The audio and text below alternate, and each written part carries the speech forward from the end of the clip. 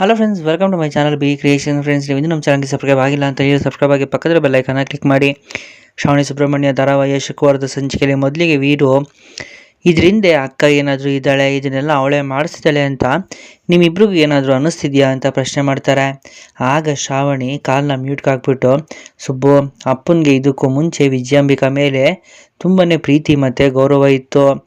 ಆ ವಿಜಯಾಂಬಿಕಾ ತಪ್ಪು ಮಾಡಿದ್ದಾಳೆ ಅಂತ ಗೊತ್ತಾದ ಮೇಲೆ ಅಪ್ಪ ಅವಳನ್ನ ಮನೆಯಿಂದ ಆಚೆ ಆಗದೆ ಇನ್ನೂ ಅದೇ ಮನೇಲಿ ಇರಿಸ್ಕೊಂಡಿದ್ದಾರೆ. ಅಂದರೆ ಅವಳ ಮೇಲಿರೋ ಪ್ರೀತಿ ಗೌರವ ಇನ್ನೂ ಜೀವಂತವಾಗಿದೆ ಅಂತ ಆಯಿತು. ಆ ವಿಜಯಾಂಬಿಕಾ ಈ ರೀತಿ ಎಲ್ಲ ಕೆಲಸ ಮಾಡ್ತಾಳೆ ಅಂತ ಅಪ್ಪನಿಗೆ ಕಲ್ಪನೆ ಕೂಡ ಇರೋದಿಲ್ಲ. ನಾವೇನಾದರೂ ಇವಾಗ ಸತ್ಯನ ಹೇಳಿದ್ರೆ ಅಪ್ಪನಿಗೆ ಸಡನ್ನಾಗಿ ಶಾಕ್ ಆಗ್ಬೋದು, ಅವ್ರಿಗೆ ಇನ್ನೂ ಗಾಬರಿ ಆಗ್ಬೋದು.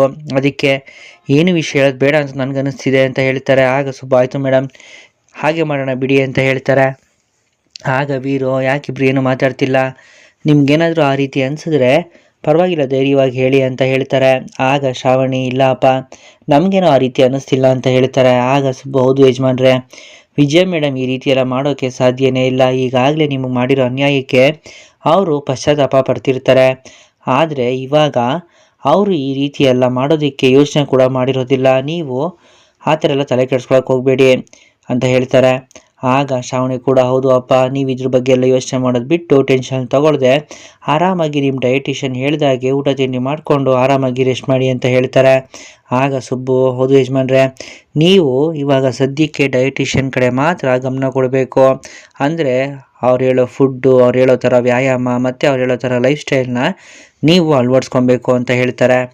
ಆಗ ವೀರು, ಆಯ್ತಪ್ಪ, ನೀವಿಬ್ಬರು ಇಷ್ಟು ಹೇಳಿದ್ಮೇಲೆ ಮುಗೀತು, ಕಷಾಯ ಕುಡಿಯೋಕ್ಕೆ ಟೈಮ್ ಆಯಿತು, ನಾನು ಹೋಗ್ತೀನಿ ಅಂತ ಹೇಳ್ತಾರೆ. ಆಗ ಶ್ರಾವಣಿ, ಅಪ್ಪ, ಕಷಾಯ ಕುಡಿಯೋಕ್ಕೆ ಹೋಗಬೇಕು ಅಂತ ಹೇಳ್ತಿದ್ದೀರಲ್ಲ, ನಿಮ್ಮ ಬಾಯಲ್ಲಿ ಈ ರೀತಿ ಮಾತು ಕೇಳೋದಕ್ಕೆ ತುಂಬಾ ಖುಷಿ ಆಗ್ತಿದೆ.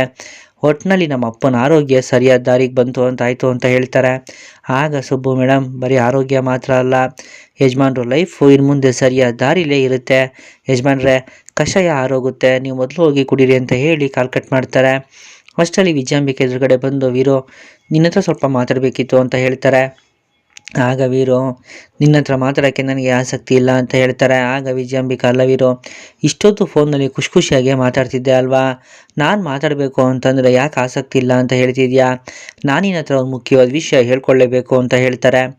ಆಗ ವೀರು, ಮನಸ್ಸಿಗೆ ಏನಾದರೂ ಗಾಯ ಆದರೆ ನಮ್ಮವ್ರ ಜೊತೆ ಮಾತಾಡಬೇಕು ಅಂತ ಅನಿಸುತ್ತೆ, ಆದರೆ ನಮ್ಮವರಿಂದಲೇ ನಮಗೆ ನಂಬಿಕೆ ದ್ರೋಹ ಆದಾಗ ಅವ್ರ ಜೊತೆ ಮಾತಾಡಬೇಕು ಅಂತ ನಮಗೆ ಅನಿಸೋದಿಲ್ಲ ಅಂತ ಹೇಳ್ತಾರೆ.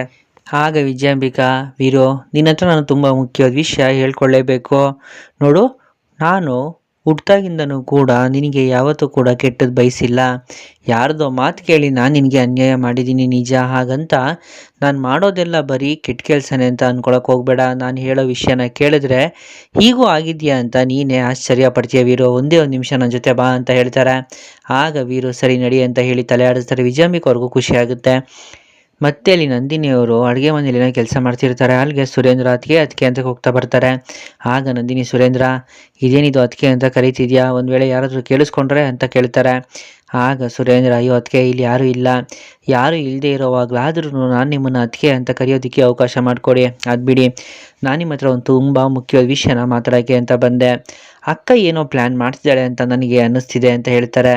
ಹೌದಾ, ಯಾಕೆ ಆ ರೀತಿ ಅನ್ನಿಸ್ತಿದೆ ಅಂತ ನಂದಿನಿಯವ್ರು ಕೇಳ್ತಾರೆ. ಏನಿಲ್ಲ, ಅಪರೂಪಕ್ಕೆ ಕೆಲಸದವ್ರೆಲ್ಲರೂ ಕೂಡ ಒಂದು ಕಡೆ ಸೇರಿಸೋದಕ್ಕೆ ಹೇಳಿದ್ದಾಳೆ, ಅವಳ ಉದ್ದೇಶ ಏನು ಅಂತಲೇ ಗೊತ್ತಾಗ್ತಿಲ್ಲ ಅಂತ ಹೇಳ್ತಾರೆ.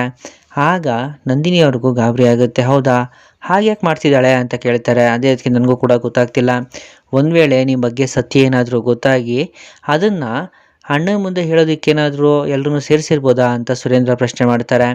ಆಗ ನಂದಿನಿ, ಇಲ್ಲ ಸುರೇಂದ್ರ, ಯಾಕೆ ಅಂತಂದರೆ ನಾವು ಬಂದಾಗಿಂದ ಹುಷಾರಾಗಿ ಇದ್ದೀವಿ ಅಲ್ವಾ, ಒಂದು ವೇಳೆ ಅವಳಿಗೇನಾದರೂ ಸತ್ಯ ಗೊತ್ತಾಗಿದ್ದರೆ ನನ್ನನ್ನು ನೇರವಾಗಿ ಕರ್ಕೊಂಡೋಗಿ ವೀರು ಮುಂದೆ ನಿಲ್ಲಿಸ್ತಿದ್ಲು ಅಷ್ಟೇ ಅಂತ ಹೇಳ್ತಾರೆ. ಆಗ ಸುರೇಂದ್ರ, ಹೌದಲ್ವಾ ಅದಕ್ಕೆ, ನನಗೆ ತುಂಬ ವರ್ಷಗಳಾದಮೇಲೆ ತಾಯಿ ಪ್ರೀತಿ ಸಿಕ್ಕಿದೆ, ನೀವು ಈ ಮನೇಲಿದ್ದೀರಾ, ಹಾಗೆ ಇದೇ ಮನೇಲಿ ನೀವು ಸಂತೋಷವಾಗಿರಬೇಕು ಅನ್ನೋದಷ್ಟೇ ನನ್ನ ಆಸೆ. ಅದು ಅಲ್ಲದೆ ಅಕ್ಕನಿಗೆ ನಾನು ಯಾವಾಗಲೂ ವಿರುದ್ಧವಾಗಿ ಹೋಗೇ ಇಲ್ಲ. ಹೀಗಿರುವಾಗ ಅವಳನ್ನು ನಾವು ತುಂಬ ಸೂಕ್ಷ್ಮವಾಗಿ ಗಮನಿಸಬೇಕು. ತಾಯಿ ಸ್ಥಾನದಲ್ಲಿ ನೀವಿದ್ದೀರಾ, ನೀವು ಮುಂದೆ ಹೋಗಿ, ನಾನು ನಿಮ್ಮ ಹಿಂದೆನೇ ಇರ್ತೀನಿ. ಆದರೆ ಅಣ್ಣ ಮತ್ತು ನೀವು ಇದೇ ಮನೆಯಲ್ಲಿ ಖುಷಿಯಾಗಿರಬೇಕು, ಅದನ್ನು ನಾನು ಕಣ್ ತುಂಬ ನೋಡಬೇಕು ಅನ್ನೋದೇ ನನ್ನ ಆಸೆ ಅಂತ ಹೇಳ್ತಾರೆ. ಆಗ ನಂದಿನಿ, ನೀನೇ ತಲೆ ಕೆಡಿಸ್ಕೊಂಬೇಡ ಸುರೇಂದ್ರ, ಆರಾಮಾಗೇ ಇರೋ, ನಾನು ಮತ್ತು ವೀರು ಇಬ್ಬರು ಕೂಡ ಮೊದಲಿನಾಗ ಆಗ್ತೀವಿ, ನಮ್ಮ ಜೀವನ ಕೂಡ ಚೆನ್ನಾಗೇ ಇರುತ್ತೆ. ಅದನ್ನು ಹಾಳು ಮಾಡೋಕ್ಕೆ ಯಾರಿಂದನೂ ಸಾಧ್ಯ ಇಲ್ಲ. ಅದು ಅಲ್ಲದೆ ಇವತ್ತು ಸಂಬಳ ಕೊಡೋ ದಿನ ಅಲ್ವಾ? ಅದಕ್ಕೆ ಆ ವಿಜಯಾಂಬಿಕಾ ಎಲ್ಲ ಕೆಲಸದವ್ರನ್ನೂ ಕೂಡ ಒಂದು ಕಡೆ ಸೇರೋದಕ್ಕೆ ಹೇಳಿರಬೇಕು ಅಷ್ಟೇ ಅಂತ ಹೇಳ್ತಾರೆ. ಆಗ ಸುರೇಂದ್ರ, ಹೌದಲ್ವಾ ಅದಕ್ಕೆ ನಾನು ಮರ್ತೇ ಹೋಗಿದ್ದೆ. ಇವತ್ತು ಸಂಬಳ ಕೊಡೋ ದಿನ ಅನ್ನೋದೇ ನನಗೆ ನೆನಪಿರಲಿಲ್ಲ. ಇನ್ನೆಲ್ಲಿ ಅಕ್ಕ ನಿಮ್ಮ ಬಗ್ಗೆ ಸತ್ಯ ತಿಳ್ಕೊಂಬಿಟ್ಟಿದ್ದಾಳೋ ಅಂತ ಹೇಳಿ ನನಗಂತೂ ತುಂಬಾ ಹೆದರಿಕೆ ಆಗಿತ್ತು ಅಂತ ಹೇಳಿ ಸುಮ್ಮನಾಗ್ತಾರೆ. ಮತ್ತೆ ಸ್ವಲ್ಪ ಹೊತ್ತಾದಮೇಲೆ ಕೆಲಸದವರೆಲ್ಲರೂ ಕೂಡ ಒಂದು ಕಡೆ ನಿಂತಿರ್ತಾರೆ. ಆಗ ಸುರೇಂದ್ರ, ಅಕ್ಕ ಏನು ಮಾಡ್ತಾಳೆ ಅಂತಲೇ ಅರ್ಥ ಆಗ್ತಿಲ್ವಲ್ಲ, ಬರೀ ಸಂಬಳ ಕೊಡೋದಕ್ಕೋಸ್ಕರ ಕೆಲಸದವ್ರನ್ನ ಈ ರೀತಿ ಸೇರಿಸಿದ್ದಾಳೆ ಅಂದರೆ ನನಗೆ ನಂಬೋಕ್ಕೂ ಆಗ್ತಿಲ್ಲ, ಏನು ಮಾಡೋಕ್ಕೆ ಹೊರಟಿದ್ದಾಳೆ ಅಂತ ಯೋಚನೆ ಮಾಡ್ತಿರ್ತಾರೆ. ಪಕ್ಕದಲ್ಲೇ ವಂದನ ಮತ್ತು ಸಾವಿತ್ರಿ ಕೂಡ ನಿಂತಿರ್ತಾರೆ. ಆಗ ವಂದನ, ಏನ್ರಿ ಮತ್ತೆ ಈ ಮನೆಯಲ್ಲಿ ಇನ್ನೊಂದು ಪಂಚಾಯಿತಿ ಶುರು ಆಗೋ ಥರ ಇದೆ ಅಂತ ಹೇಳ್ತಾರೆ. ಆಗ ಸುರೇಂದ್ರ, ಇಲ್ಲ ವಂದನ, ನನಗೂ ಕೂಡ ಏನೂ ಅರ್ಥ ಆಗ್ತಿಲ್ಲ. ಏನಮ್ಮ ಸಾವಿತ್ರಿ, ನಿಮ್ಮತ್ತೆ ಯಾಕೆ ಈ ರೀತಿ ಎಲ್ಲರೂ ಸೇರಿಸಿರೋದು ಅಂತ ಕೇಳ್ತಾರೆ. ಆಗ ಸಾವಿತ್ರಿ, ನನಗೂ ಕೂಡ ಗೊತ್ತಿಲ್ಲ, ಅತ್ತೆಯವರು ಏನು ಹೇಳಿಲ್ಲ, ಇವರು ಕೂಡ ಏನು ಹೇಳಿಲ್ಲ ಅಂತ ಹೇಳ್ತಾರೆ. ಅಷ್ಟರಲ್ಲಿ ವಿಜಯಾಂಬಿಕಾ ವೀರನ್ನ ಕರ್ಕೊಂಡು ಅಲ್ಲಿಗೆ ಬರ್ತಾರೆ. ಕೆಲಸದವ್ರನ್ನೆಲ್ಲ ನೋಡಿ ವೀರಿಗೆ ಬೇಜಾರಾಗುತ್ತೆ. ಅಕ್ಕ ಏನಿದೆಲ್ಲ ಅಂತ ಕೇಳ್ತಾರೆ. ಆಗ ವಿಜಯಾಂಬಿಕಾ, ವೀರು, ನಾನು ನಿನ್ನ ಹತ್ರ ತುಂಬ ಮುಖ್ಯವಾದ ವಿಷಯ ಹೇಳಬೇಕು ಅಂತ ಹೇಳಿದೆ ಗೊತ್ತಾ, ಅದಕ್ಕೆ ಎಲ್ಲರೂ ಕೂಡ ಇಲ್ಲಿ ಸೇರಿಸಿರೋದು. ನನ್ನೊಂದು ಒಡವೆ ಕಳ್ತನ ಆಗಿದೆ ವೀರು ಅಂತ ಹೇಳ್ತಾರೆ. ಆಗ ಸುರೇಂದ್ರ, ಏನು ಹೇಳ್ತಿದ್ಯಾ, ನಮ್ಮ ಮನೇಲಿ ಕಳ್ತನ ಆಗಿದೆಯಾ ಅಂತ ಕೇಳ್ತಾರೆ. ಆಗ ವಿಜಯಾಂಬಿಕಾ, ಹೌದು, ನಾನು ನಿಜನೇ ಹೇಳ್ತಿದ್ದೀನಿ ವೀರು, ನನಗೆ ಗೊತ್ತು ನಿನಗೆ ಇದೆಲ್ಲ ಇಷ್ಟ ಆಗೋದಿಲ್ಲ ಅಂತ. ಇವರೆಲ್ಲರೂ ಕೂಡ ನಿನಗೋಸ್ಕರ ಕೆಲಸ ಮಾಡ್ತಾರೆ ಅಂತ ಕೂಡ ನನಗೆ ಗೊತ್ತಿದೆ. ಆದರೆ ನೀನು ಇವ್ರ ಮೇಲೆಲ್ಲ ತುಂಬ ನಂಬಿಕೆ ಇಟ್ಟಿದ್ಯಾ, ಆ ನಂಬಿಕೆ ದುರುಪಯೋಗ ಆಗಬಾರ್ದಲ್ವಾ ಅಂತ ಹೇಳ್ತಾರೆ. ಆಗ ವೀರು, ಅಲ್ಲ ಅಕ್ಕ, ಒಡವೆ ಕಳ್ತನ ಆಗಿದೆ ಅನ್ನೋ ವಿಷಯನ ನೀನು ನೇರವಾಗಿ ನನ್ನ ಹತ್ರ ಹೇಳ್ಬೋದಾಗಿತ್ತಲ್ಲ, ಅದನ್ನು ಬಿಟ್ಟು ಈ ರೀತಿ ನಿಲ್ಲಿಸಿರೋದು ನನಗೆ ಯಾಕೋ ಸರಿ ಅಂತ ಅನ್ನಿಸ್ತಿಲ್ಲ ಅಂತ ಹೇಳ್ತಾರೆ. ಆಗ ವಿಜಯಾಂಬಿಕಾ, ನೋಡು ವೀರು, ನಾನು ಈಗಾಗಲೇ ತಪ್ಪು ಮಾಡಿದ್ದೀನಿ, ಮತ್ತು ನಿನಗೆ ನನ್ನ ಮೇಲೆ ಕೋಪ ಇರ್ಬೋದು, ಹಾಗೆ ನಾನು ನಿನ್ನ ಮೇಲೆ ಪ್ರಾಣನೇ ಇಟ್ಕೊಂಡಿದ್ದೀನಿ. ನನ್ನ ಮಗನ ನೆನೆಸ್ಕೊಂಡು MP ಹೇಳಿದ ಮಾತನ್ನ ಕೇಳಿ ನಾನು ನಿನಗೆ ಅನ್ಯಾಯ ಮಾಡಿಬಿಟ್ಟೆ ವೀರು, ಈಗ ನಾನು ನಿನ್ನ ನಂಬಿಕೆನ ಕಳ್ಕೊಂಡಿದ್ದೀನಿ ಅಂತ ಹೇಳ್ತಾರೆ. ಆಗ ವೀರು, ಅಕ್ಕ ಇವಾಗ ಆ ಮಾತೆಲ್ಲ ಯಾಕೆ, ಅಷ್ಟಕ್ಕೂ ಇವ್ರನ್ನೆಲ್ಲ ನಿಲ್ಲಿಸಿರೋದು ನನಗೆ ಸ್ವಲ್ಪ ಕೂಡ ಇಷ್ಟ ಆಗ್ತಿಲ್ಲ ಅಕ್ಕ, ಇವ್ರ ಮೇಲೆಲ್ಲ ನನಗೆ ನಂಬಿಕೆ ಇದೆ ಅಂತ ಹೇಳ್ತಾರೆ. ಆಗ ವಿಜಯಾಂಬಿಕಾ, ನೋಡು ವೀರು, ನಾನು ಒಡವೆ ಕಳ್ತನ ಆಗಿದೆ ಅಂತ ಹೇಳಿದೆ, ಅದು ಬೇರೆ ಯಾವುದೂ ಅಲ್ಲ, ನೀನು ನನಗೆ ಬರ್ತ್ಡೇಗೆ ಅಂತ ಒಂದು ನೆಕ್ಲೆಸ್ನ ಗಿಫ್ಟ್ ಕೊಟ್ಟಿದ್ದೆ ಗೊತ್ತಾ, ಅದೇ ವೀರು ಕಳ್ತನ ಆಗಿರೋದು. ನನಗದು ಪ್ರಾಣಕ್ಕಿಂತ ಹೆಚ್ಚು. ಕೆಲವೊಂದು ಸರಿ ನಾವು ಯಾರನ್ನು ಅತಿಯಾಗಿ ನಂಬಿರ್ತೀವೋ ಅವರೇ ನಮಗೆ ಮೋಸ ಮಾಡೋದು ಅಂತ ಹೇಳ್ತಾರೆ. ಆಗ ವೀರು, ಅಕ್ಕ ನಾನು ಹೇಳಬೇಕಿರೋ ಮಾತನ್ನು ನೀನು ಹೇಳ್ತಿದ್ಯಾ ಅಷ್ಟೇ ಅಂತ ಹೇಳ್ತಾರೆ. ಆಗ ವಿಜಯಾಂಬಿಕಾ, ವೀರು, ನನ್ನ ಮಾತಿನ ಅರ್ಥ ಅದಲ್ಲ, ನನಗೆ ಒಂದೇ ಒಂದು ಅವಕಾಶ ಕೊಡು, ಇವರಲ್ಲಿ ಯಾರು ನೆಕ್ಲೆಸ್ ಕದ್ದಿರ್ಬೋದು ಅನ್ನೋದನ್ನು ನಾನು ಚೆಕ್ ಮಾಡ್ತೀನಿ, ಆವಾಗ ನಿನಗೂ ಕೂಡ ಅರ್ಥ ಆಗುತ್ತೆ ಅಂತ ಹೇಳ್ತಾರೆ. ಆಗ ವೀರು, ದಯವಿಟ್ಟು ಎಲ್ಲರೂ ಕೂಡ ಕ್ಷಮಿಸಿ, ನಿಮ್ಮೆಲ್ಲರ ಮೇಲೂ ನನಗೆ ನಂಬಿಕೆ ಇದೆ, ಆದರೆ ಅಕ್ಕನಿಗೆ ಆ ನೆಕ್ಲೆಸ್ ಮೇಲೆ ವಿಶೇಷವಾದ ಭಾವನೆ ಇದೆ, ಅದಕ್ಕೆ ಇದೆಲ್ಲ ಅಂತ ಹೇಳಿ ಚೆಕ್ ಮಾಡುವಂಥ ಸನ್ನೆ ಮಾಡ್ತಾರೆ. ಸುರೇಂದ್ರ ಅವ್ರು ಹೋಗಿ ಮೊದಲು ಹುಡುಗರನ್ನ ಮತ್ತು ಗಂಡಸರನ್ನ ಚೆಕ್ ಮಾಡ್ತಾರೆ. ಅದಾದಮೇಲೆ ವಿಜಯಾಂಬಿಕಾ ಅವರು ಹೆಂಗಸರನ್ನ ಚೆಕ್ ಮಾಡೋಕ್ಕೆ ಅಂತ ಬಂದು ನಂದಿನಿಯವ್ರ ಮುಂದೆ ನಿಂತ್ಕೊತಾರೆ. ನಂದಿನಿಯವ್ರು ಗಾಬರಿಯಿಂದ ನಿಂತಿರ್ತಾರೆ. ಮತ್ತೆ ಇಲ್ಲಿ ವರಲಕ್ಷ್ಮಿ ಇಂದ್ರಮ್ಮನ ಬಗ್ಗೆ ಯೋಚನೆ ಮಾಡ್ತಾ ಕೂತ್ಕೊಂಡಿರ್ತಾರೆ. ಅಲ್ಲಿಗೆ ಶಿವಲ್ಲಿ ಬರ್ತಾರೆ. ವರ, ಯಾಕೆ ಕೂತಿದ್ಯಾ, ತಗೋ ಕಾಫಿ ಕುಡಿ ಅಂತ ಹೇಳ್ತಾರೆ. ಆಗ ವರ, ಶಿವಲ್ಲಿ, ನೀನು ಯಾಕೆ ಇದನ್ನೆಲ್ಲ ಮಾಡ್ತಾ ಇದೆಯಾ, ಮನೆ ಕೆಲಸ ಎಲ್ಲ ನಾನೇ ಮಾಡ್ತೀನಿ, ಹೇಗೂ ಹೊರ್ಗಡೆ ಹೋಗಿ ಕೆಲಸ ಮಾಡೋಕ್ಕಂತೂ ಅವಕಾಶ ಇಲ್ಲ, ಮನೆ ಕೆಲಸ ನಾನೇ ಮಾಡ್ತೀನಿ, ನೀನು ಇನ್ನು ಮುಂದೆ ಯಾವ ಕೆಲಸನೂ ಮಾಡಬಾರ್ದು ಅಂತ ಹೇಳ್ತಾರೆ.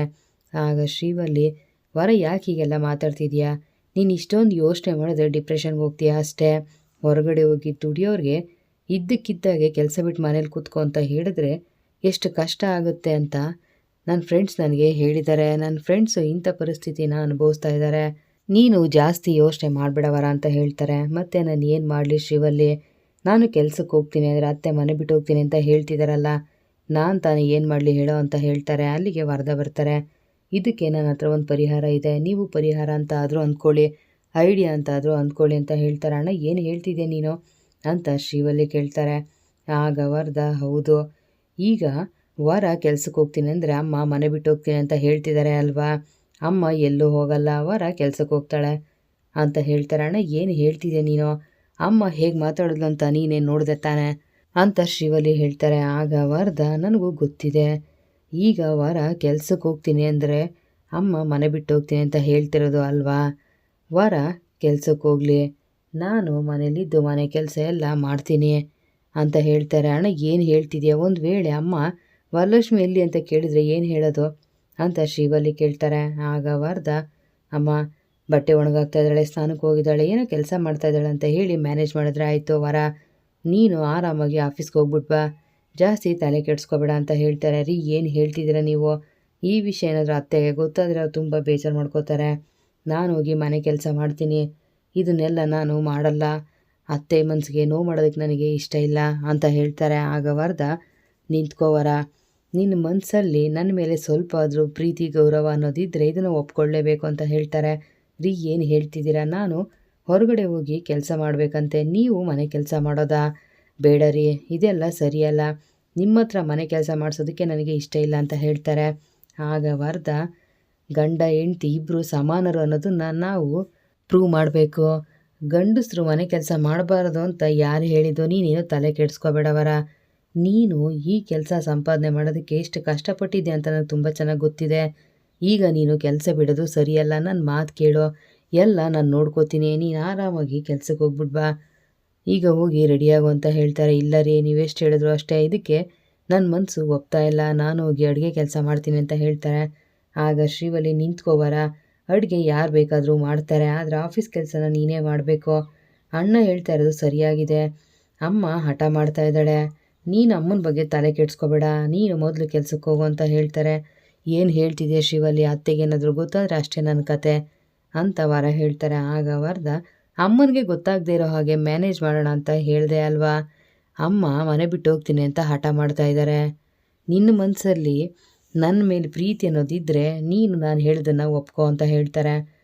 ಆಗ, ನೀವು ದಯವಿಟ್ಟು ಈ ರೀತಿ ಮಾತಲ್ಲಿ ಕಟ್ಟಾಕ್ಬಿಡಿ ನನ್ನ ಅಂತ ವರಲಕ್ಷ್ಮಿ ಹೇಳ್ತಾರೆ. ಮತ್ತು ಶ್ರೀವಲ್ಲಿ, ಅಮ್ಮನು ನಿನ್ನ ಮಾತಲ್ಲೇ ಅಲ್ವಾ ಕಟ್ಟಾಕಿರೋದು, ಮುಳ್ಳನ್ನು ಮುಳ್ಳಿಂದನೇ ತೆಗಿಬೇಕು, ಅಮ್ಮನಿಗೇನಾದರೂ ವಿಷಯ ಗೊತ್ತಾದರೆ ಮನೆ ಬಿಟ್ಟು ಹೋಗ್ತೀನಿ ಅಂತ ನಾಟಕ ಮಾಡ್ತಾಳೆ, ಆಗ ಅಮ್ಮನ ಕಾಲು ಹಿಡ್ಕೊಂಡ್ರೆ ಆಯಿತು ಅಷ್ಟೇ ಅಂತ ಶ್ರೀವಲ್ಲಿ ಹೇಳ್ತಾರೆ. ಆಗ ವರದ, ಏನು ಹೇಳ್ತೀವರ ಅಂತ ಕೇಳ್ತಾರೆ. ಆಗ ಶ್ರೀವಲ್ಲಿ ಏನು ಹೇಳ್ತಾಳೆ, ಒಪ್ಕೋತಾಳೆ, ಅಣ್ಣ ನೀನೇನು ತಲೆ ಕೆಡಿಸ್ಕೋಬೇಡ, ನೋಡುವರ ನಿನ್ನ ಪಡಗೆ ನೀನು ಕೆಲ್ಸಕ್ಕೆ ಹೋಗ್ಬಿಟ್ಬಾ, ಉಳಿದಿದ್ದೆಲ್ಲ ನಾವು ನೋಡ್ಕೋತೀವಿ ಅಂತ ಶ್ರೀವಲ್ಲಿ ಹೇಳ್ತಾರೆ. ಆಗ ವರಲಕ್ಷ್ಮಿ, ರೀ ನಿಮ್ಮಂಥ ಗಂಡನ್ನು ಪಡೆಯೋದಕ್ಕೆ ನಾನು ತುಂಬಾ ಪುಣ್ಯ ಮಾಡಿದ್ದೀನಿ ಅಂತ ಹೇಳ್ತಾರೆ. ಆಗ ಶ್ರೀವಲ್ಲಿ, ನಿಮ್ಮಂಥ ಅತ್ತಿಗೆನ ಇಂಥ ಅಣ್ಣನ ಪಡೆಯೋದಕ್ಕೆ ನಾನು ತುಂಬ ಪುಣ್ಯ ಮಾಡಿದ್ದೀನಿ ಅಂತ ಹೇಳ್ತಾರೆ. ವರ್ಧನ್ಗೆ ಖುಷಿಯಾಗುತ್ತೆ. ಮತ್ತು ಇಲ್ಲಿ ವಿಜಯ ನಂದಿನಿಯವ್ರ ಮುಖಕ್ಕೆ ಹಾಕೊಂಡಿರೋ ಮಾಸ್ಕ್ನ ತೆಗೆಯೋದಕ್ಕೆ ಅಂತ ಹೋಗ್ತಾರೆ. ಆಗ ವೀರು, ಅಕ್ಕ ಒಂದು ನಿಮಿಷ, ಇನ್ನು ಯಾರನ್ನು ಚೆಕ್ ಮಾಡೋ ಅವಶ್ಯಕತೆ ಇಲ್ಲ, ಜಾನಕಿ ಅವ್ರು ಏನು ಅಂತ ನನಗೆ ತುಂಬ ಚೆನ್ನಾಗೇ ಗೊತ್ತಿದೆ, ಅವ್ರ ವ್ಯಕ್ತಿತ್ವ ಎಂಥದ್ದು ಅಂತಲೂ ಗೊತ್ತಿದೆ ಅಂತ ಹೇಳ್ತಾರೆ. ಅಲ್ಲ ವೀರು ಅಂತ ವಿಜಯನೇ ಹೇಳೋಕ್ಕೆ ಹೋಗ್ತಾರೆ. ಪ್ಲೀಸ್ ಅಕ್ಕ, ಇವ್ರ ಬಗ್ಗೆ ನನಗೆ ತುಂಬ ಚೆನ್ನಾಗೇ ಗೊತ್ತಿದೆ, ಅವರು ಈ ಮನೆ ಕೆಲಸದವ್ರಲ್ಲ, ಈ ಮನೆಯಲ್ಲಿ ಒಬ್ಬರು ಅಂತ ವೀರು ಹೇಳ್ತಾರೆ. ಆಗ ವಿಜಯಗೆ ಕೋಪ ಬರುತ್ತೆ. ಮುಖಾನೇ ನೋಡಿದೆ ಇವಳು ವೀರುಗೆ ಇಷ್ಟು ಹತ್ರ ಆಗಿದ್ದಾಳ, ವೀರು ಮನಸ್ಸು ಇವಳ ಕಡೆ ವಾಲ್ತಾ ಇದೆ, ಇನ್ನು ನಾನು ಸುಮ್ಮನೆ ಇರಬಾರ್ದು, ಏನಾದರೂ ಮಾಡಲೇಬೇಕು ಅಂತ ಯೋಚನೆ ಮಾಡ್ತಾ ಅಲ್ಲ ವೀರು ಅಂತೇನು ಹೇಳೋಕ್ಕೆ ಹೋಗ್ತಾರೆ. ಅಕ್ಕ ಪ್ಲೀಸ್, ಇವರು ನನ್ನ ನೆಮ್ಮದಿ ಮತ್ತು ಆರೋಗ್ಯಕ್ಕೋಸ್ಕರ ಆಗಲೂ ರಾತ್ರಿ ಕಷ್ಟಪಡ್ತಾ ಇದ್ದಾರೆ, ಇವರು ಒಳ್ಳೆ ಉದ್ದೇಶ ಇಟ್ಕೊಂಡು ಈ ಮನೆಗೆ ಬಂದಿದ್ದಾರೆ, ಈ ಮನೆಗೆ ಒಳ್ಳೆಯದನ್ನೇ ಬಯಸ್ತಾ ಇದ್ದಾರೆ, ದೇವತೆ ಅಂತ ಮನಸ್ಸಿದೆ. ಜಾನಕಿ ಅವರೇ ದಯವಿಟ್ಟು ಕ್ಷಮಿಸ್ಬಿಡಿ, ನಮ್ಮ ಅಕ್ಕನ ಪರವಾಗಿ ನಾನು ನಿಮ್ಮ ಹತ್ರ ಕ್ಷಮೆ ಕೇಳ್ತೀನಿ. ಅಕ್ಕ, ಇಂಥವ್ರನ್ನ ಈ ಲೈನಲ್ಲಿ ನಿಲ್ಲಿಸಿರೋದೇ ತಪ್ಪು ಅಂತ ಹೇಳಿ ವೀರು ಅಲ್ಲಿಂದ ಹೋಗ್ತಾರೆ. ಎಲ್ಲರೂ ಅವ್ರ ಹಿಂದೆನೇ ಹೋಗ್ತಾರೆ. ಸುರೇಂದ್ರ ಅವರು ನಂದಿನಿ ಮುಖನೇ ನೋಡ್ತಾ ನಿಂತಿರ್ತಾರೆ. ಇಲ್ಲಿಗೆ ಶ್ರಾವಣಿ ಸುಬ್ರಹ್ಮಣ್ಯ ಧಾರಾವಾಹಿ ಶುಕ್ರವಾರ ಸಂಚಿಕೆ ಮುಕ್ತಾಯ ಆಗುತ್ತೆ. ಮುಂದಿನ ವಿಡಿಯೋಗೆ ದಯವಿಟ್ಟು ನಮ್ಮ ಚಾನಲ್ ಸಬ್ಸ್ಕ್ರೈಬ್ ಮಾಡಿ, ವಿಡಿಯೋನ ಲೈಕ್ ಮಾಡಿ, ಶೇರ್ ಮಾಡಿ. Thank you.